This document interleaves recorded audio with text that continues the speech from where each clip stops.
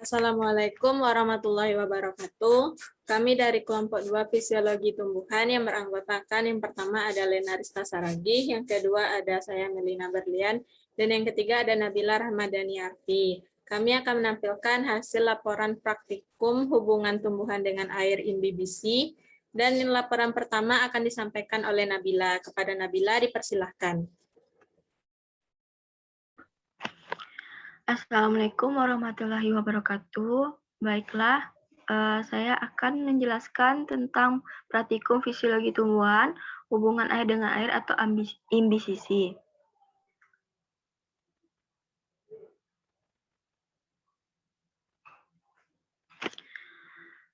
Di mana tujuan praktikum INBCC yaitu untuk mengetahui proses INBCC.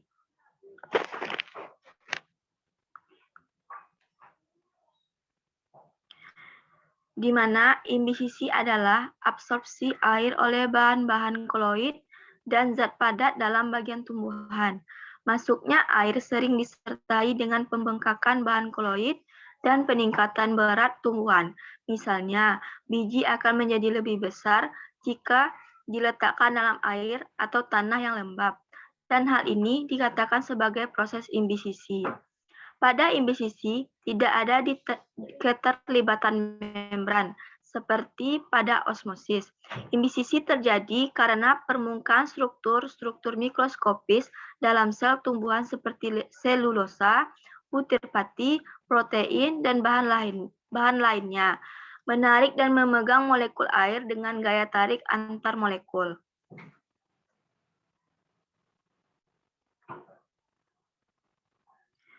Di mana alat dan bahannya yang pertama itu timbangan, 2 gelas plastik, kacang hijau dan kacang kedelai, tisu,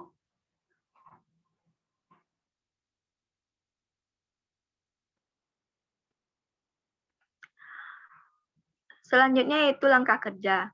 Yang pertama, menimbang kacang kedelai dan biji kacang hijau masing-masing 100 gram sebagai berat awal. Yang kedua, memasukkan masing-masing biji ke dalam gelas plastik. Yang ketiga, mengisi kedua gelas plastik dengan air yang sama banyak. Langkah yang keempat yaitu merendam biji selama 3 jam.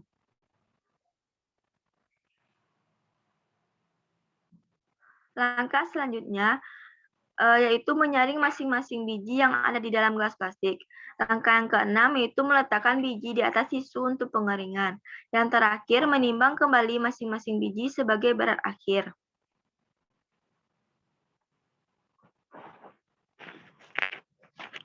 Hasil pengamatan yang saya dapat yaitu biji kacang hijau berat awalnya 100 gram. Setelah direndam 3 jam dan di pengeringan, ditimbang lagi berat akhirnya menjadi 150 gram. Yang kedua itu biji kacang kedelai.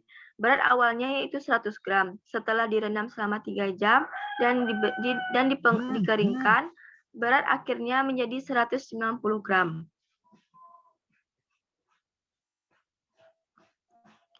Selanjutnya pembahasan, di mana praktikum INBCC ini dilaksanakan secara mandiri di kediaman masing-masing, mengenai tentang hubungan tumbuhan dengan air yaitu INBCC. INBCC adalah peristiwa di mana perpindahan molekul-molekul air dalam suatu zat lain lewat lubang atau pori-pori yang cukup besar dan molekul air itu menetap di dalam zat tersebut. Pada dasarnya, INBCC merupakan tahap awal biji agar dapat berkecambah, yaitu biji melakukan penyerapan air. Maka pada praktikum INBCC ini, kami menggunakan biji kacang kedelai dan biji kacang hijau sebagai bahannya. Penyerapan air yang terjadi pada biji kacang menyebabkan pelunakan kulit biji serta pengembangan embrio dan endosperma, sehingga kulit biji dapat pecah atau robek.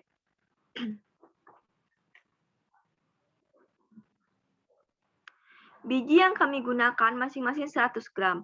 Sebagai berat awal, lalu biji direndam selama 3 jam, di mana jumlah air sama pada masing-masing gelas plastik. Setelah 1 jam perendaman, sudah terlihat perubahan yang terjadi.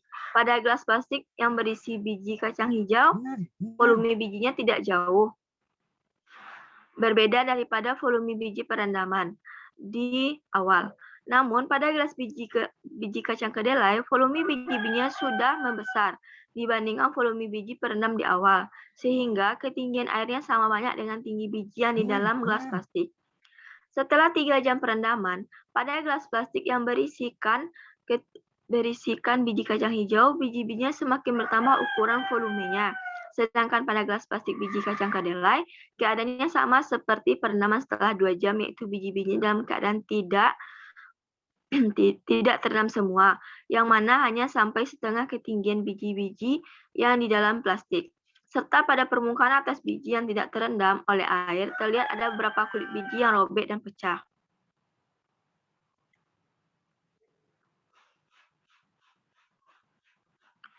Setelah 3 jam perendaman, masing-masing gelas plastik ditiriskan, serta dikeringkan dengan tisu. Lalu masing-masing biji ditimbang untuk mengetahui berat akhirnya. Maka berat akhir dari biji kacang hijau adalah 150 gram, sedangkan berat akhir biji kacang kedelai 190 gram. Dari pengamatan yang dilakukan, kita dapat mengetahui penyerapan air yang cepat di antara kedua jenis biji ini adalah biji kacang kedelai. Dikarenakan biji kacang kedelai lebih banyak mengandung protein dibanding biji kacang hijau, di mana protein mempunyai kapasitas pengimbibisi air yang sangat tinggi, sehingga kemungkinan zat yang mengandung banyak protein mengembang lebih besar dalam imbisisi daripada biji yang mengandung banyak zat pati.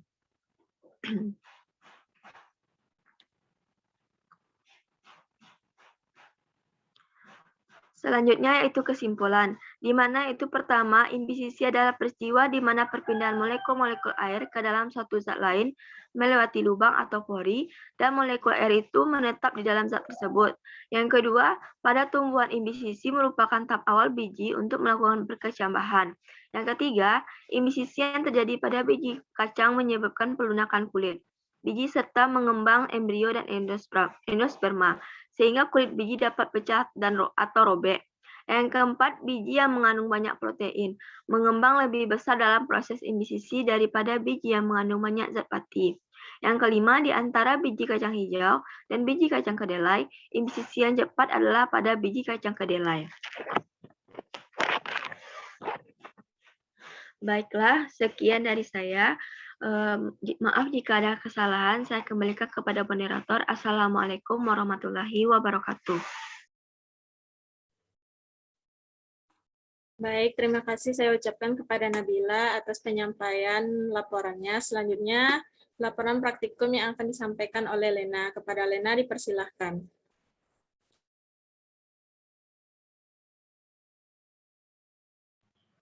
Baiklah, terima kasih kepada moderator. Saya akan menyampaikan hasil laporan saya mengenai imbisisi.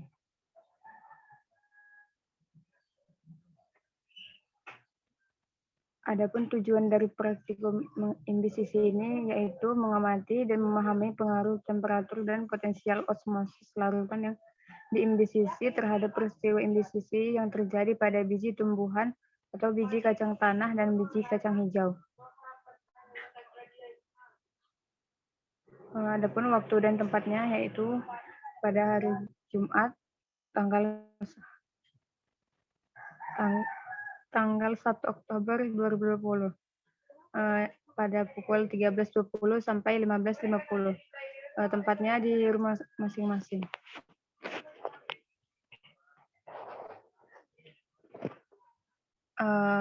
Imbisisi adalah penyusupan atau peresapan air dalam ruangan antar dinding sel, sehingga dinding selnya akan mengembang.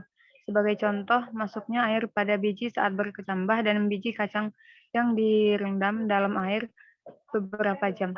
Ada banyak hal yang merupakan proses penyerapan air yang terjadi pada makhluk hidup, penyerapan air dari dalam tanah oleh akar tanaman. Imbisisi adalah penyerapan air atau absorpsi oleh benda-benda yang padat atau solid atau agak padat atau semi-solid karena benda-benda itu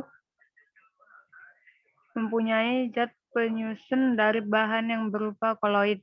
Sebagai contoh, masuknya air pada biji saat berkecambah dan biji kacang yang direndam dalam air beberapa jam. Ada banyak hal yang merupakan proses penyerapan air yang terjadi pada makhluk hidup. Penyerapan air dari dalam tanah oleh akar tanaman, Namun penyerapan yang dimaksudkan di sini yaitu penyerapan air oleh biji kering.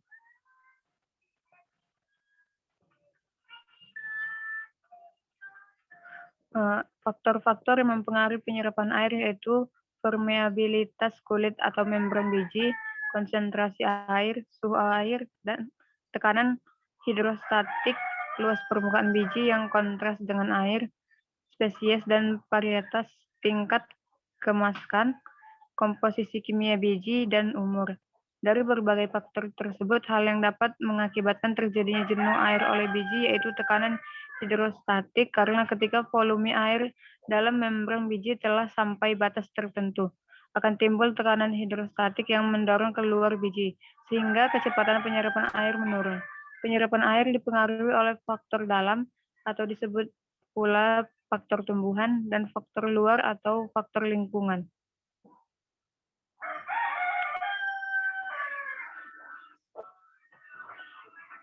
Adapun alat dan bahannya, yang pertama ada timbangan, sendok, wadah plastik, alat tulis, pengatur waktu, biji kacang hijau, dan kacang tanah.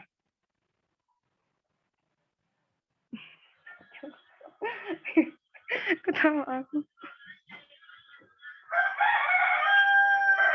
Adapun langkah kerjanya, yang pertama menimbang kacang tanah dan kacang hijau masing-masing 100 gram.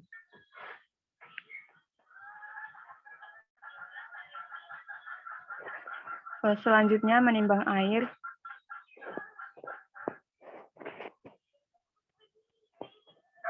Kemudian memasukkan kacang tanah dan kacang hijau ke dalam wadah plastik, lalu menambahkan air pada kedua wadah tersebut.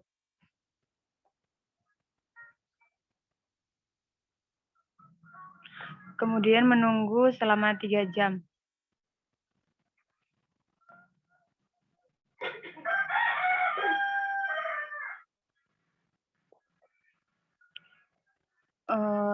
Terdapat perubahan pada kacang tanah dan kacang hijau setelah 3 jam.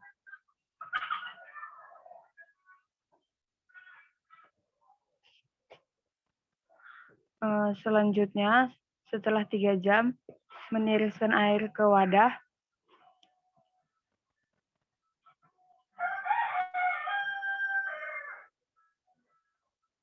Kemudian mengeringkan kacang menggunakan tisu.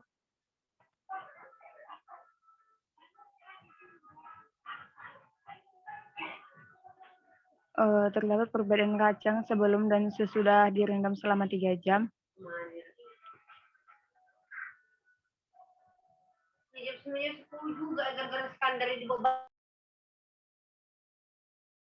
Kemudian menimbang kembali kedua kacang tersebut.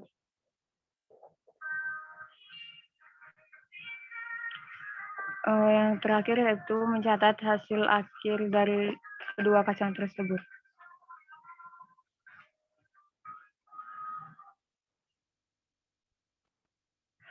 Hasil pengamatannya yaitu pada kacang tanah berat awalnya 50 gram, berat akhirnya adalah 80 gram. Pada kacang hijau berat awalnya yaitu 50 gram, dan pada kacang hijau berat akhirnya yaitu 100. Pada kacang tanah berat awalnya itu 50, pada berat akhirnya yaitu 130, dan pada kacang hijau berat awalnya yaitu 50, berat akhirnya yaitu 80. Maaf, ada kekeliruan dalam membeli bahan, jadi saya menggunakan hanya 50 gram bahan-bahan tersebut.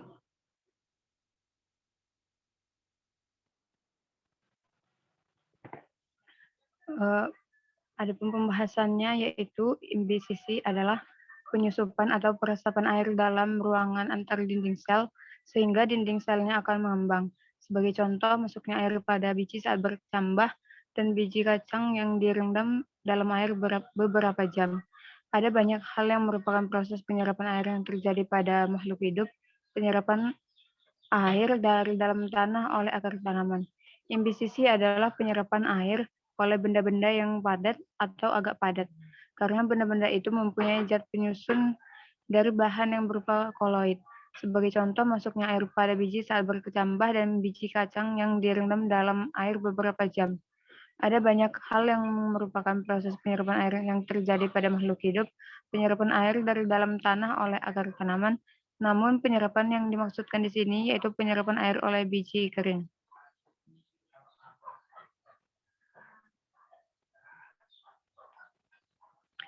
Pada proses imbisisi, penyerapan air pada permukaan koloid yang bersifat hidroklinik sangat penting, dan tidak semua absorben mengimbisisi semua jenis cairan.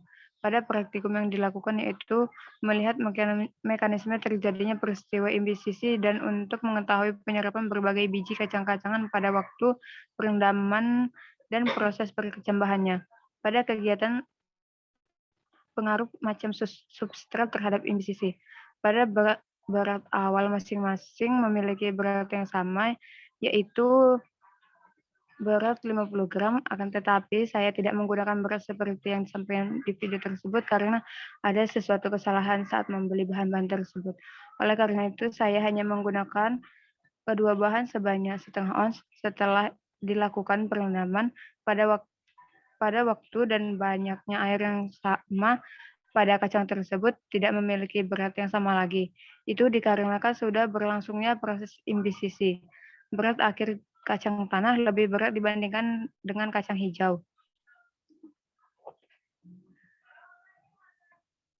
Faktor-faktor yang mempengaruhi penyerapan air yaitu permeabilitas kulit atau membran biji, konsentrasi air, suhu air, tekanan hidrostatik, luas permukaan biji yang kontras dengan air, spesies dan varietas, tingkat kemasan, komposisi kimia biji, dan juga umur. Dari berbagai faktor tersebut, hal yang dapat mengakibatkan terjadinya jenuh air oleh biji yaitu tekanan hidrostatik karena memiliki volume air dalam membran biji telah sampai batas tertentu. Akan timbul tekanan hidrostatik yang mendorong keluar biji, sehingga kecepatan penyerapan air menurun. Penyerapan air dipengaruhi oleh faktor dalam atau disebut faktor tumbuhan, dan faktor luar atau faktor lingkungan. Adapun kesimpulannya, yang pertama yaitu imbisisi adalah bentuk khusus dari peristiwa difusi. Yang kedua, kondisi yang dibutuhkan untuk terjadinya imbisisi. Yang pertama yaitu harus ada perbedaan potensial air antara permukaan absorban dan cairan yang berimbisisi. Yang kedua, harus ada daya ikat antara komponen absorban dengan bahan yang berimbisisi. Yang ketiga, proses imbisisi dengan substrat kacang tanah lebih cepat dibanding proses imbisisi pada kacang hijau. Sekian dari saya. Mohon maaf apabila ada kesalahan, saya kembalikan ke moderator. Baik, terima kasih saya ucapkan kepada Lena. Selanjutnya penyampaian materi laporan praktikum yang akan disampaikan oleh saya sendiri. Laporan praktikum fisiologi tumbuhan.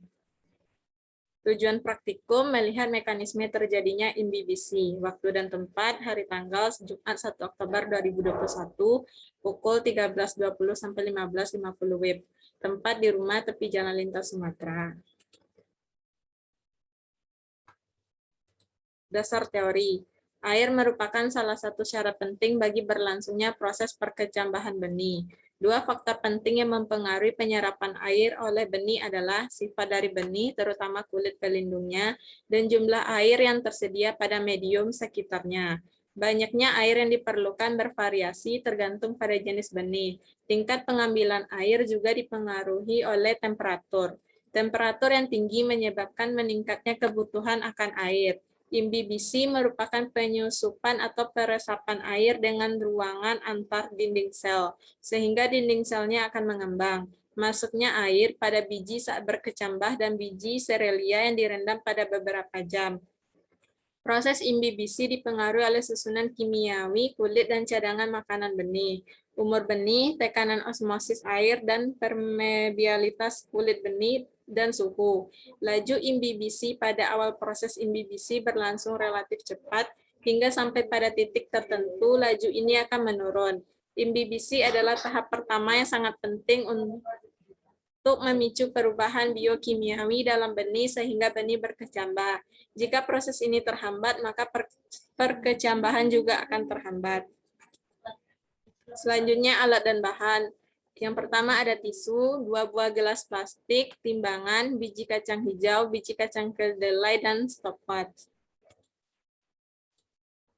Cara kerja yang pertama, menimbang masing-masing biji sebanyak 100 gram, memasukkannya ke dalam gelas plastik aqua. Yang selanjutnya, memasukkan air ke dalam gelas plastik aqua tersebut sampai biji terendam. Jumlah air yang digunakan harus sama banyak, tunggu hingga 3 jam. Selanjutnya, mengeluarkan biji dari dalam gelas plastik aqua dan mengusap kelebihan air dengan menggunakan kertas tisu.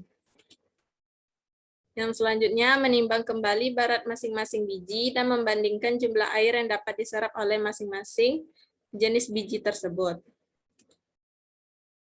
Dan inilah hasil dari pengamatan.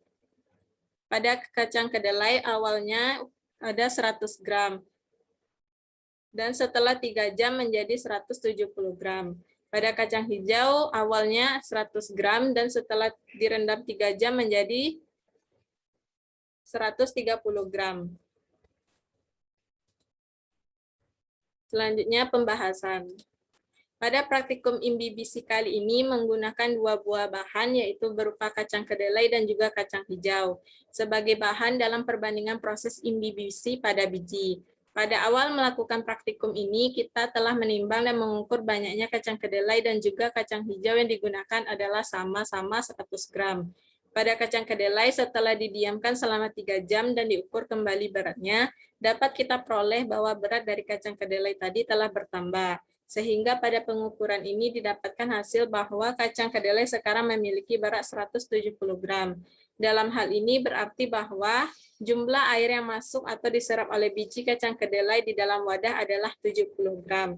Hal ini juga ditandai dengan biji yang kelihatan relatif membengkak atau juga bisa dikatakan membesar, diakibatkan oleh pengaruh air yang masuk atau diserap ke dalam biji kacang kedelai tersebut. Berikutnya, tekstur dari biji kacang kedelai juga agak sedikit melunak dibandingkan dengan awal biji sebelum direndam.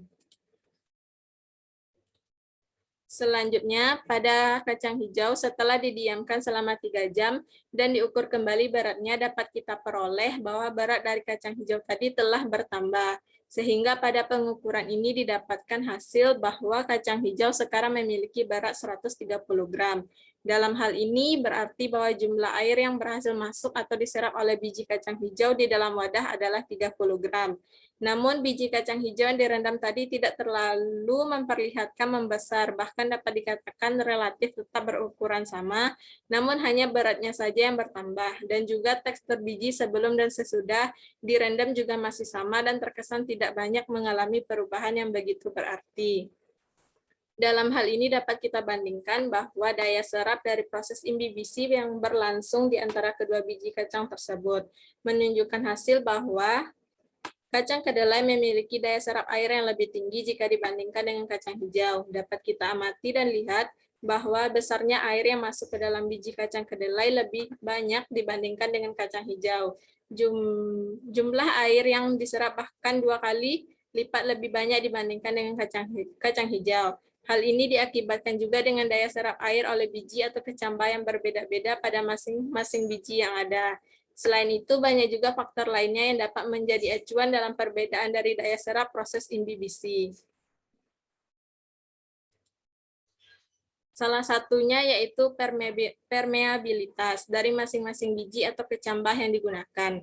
Dapat kita katakan bahwa permeabilitas dari kulit atau membran biji kacang kedelai lebih renggang dibandingkan dengan permeabilitas dari kulit atau membran biji kacang hijau. Renggangnya membran dapat membuat atau memudahkan air dari luar biji dapat dengan mudah masuk ke mudah masuk ke dalam biji atau kecambah, dan juga faktor dari lama atau umur biji yang digunakan. Apabila umur biji relatif lebih lama atau berumur, maka akan lebih sedikit atau susah dalam menyerap air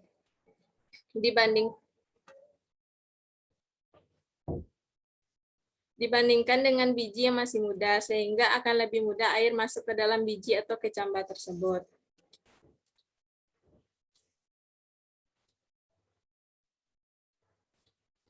Selanjutnya kesimpulan. Imbibisi merupakan penyusupan atau peresapan air dengan ruangan antar dinding sel, sehingga dinding selnya akan mengembang. Masuknya air pada biji saat berkecambah dan biji serelia yang direndam pada beberapa jam. Kedua, proses imbibisi dipengaruhi oleh susunan kimiawi kulit dan cadangan makanan benih, umur benih, tekanan osmosis air, permeabilitas kulit benih, dan suhu. Ketiga, faktor yang mempengaruhi penyerapan air sehingga proses dari imbibisi dapat terjadi diantaranya adalah yang pertama, permeabilitas kulit atau membran biji, yang kedua, konsentrasi air, yang ketiga, suhu air, yang keempat, tekanan hidrostatik, yang kelima, luas permukaan biji, yang keenam, daya intermolekuler, yang ketujuh, spesies dan varietas, yang kedelapan, tingkat kemasakan, kesembilan, komposisi kimia biji, dan terakhir, umur dari biji yang digunakan. Baiklah, sekian penyampaian materi dari kelompok 2. Saya sebagai moderator mengucapkan terima kasih banyak atas segala perhatiannya dan mohon maaf atas segala kekurangannya. Kami akhiri, wabillahi taufiq wal hidayah. Wassalamualaikum warahmatullahi wabarakatuh. Waalaikumsalam warahmatullahi wabarakatuh.